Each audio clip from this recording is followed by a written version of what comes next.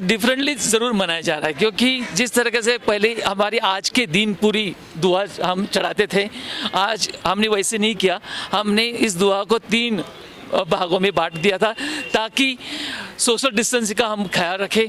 हाँ, एक दूसरों का खासकर हमारे जो एल्डर्स हैं और बच्चे हैं उनका भी ख्याल रखें।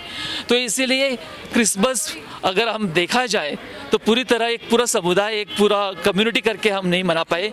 लेकिन मुझे लगता है कि जब हम दूसरों की इज्जत करते हैं, जब हम दूसरों को भाईचारा के रूप में देखते हैं, जब दूसरों के लिए हम प्यार के लिए हम कुछ थोड़ा सा सैक्रिफाइस करते हैं, त्याग करते हैं, तो मेरे लिए ये सबसे बड़ी महान बात है। क्रिसमस आज के दिन, कोविड के दिन, त्याग और सेवा और अमन और शांति का बड़ा पैगाम लाया है, और कोरोना के समय इसको साबित करके उसने दिखाया है, ये मुझे लगता है।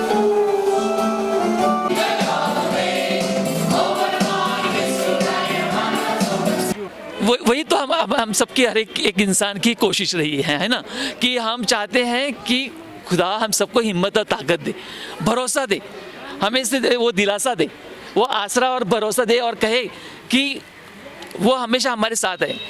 Christmas is God is Emmanuel. God is Emmanuel मतलब हमारे साथ है, खुदा हमारे साथ है, हमारे दिलों में है। उसको पहचानना ज़रूरी है।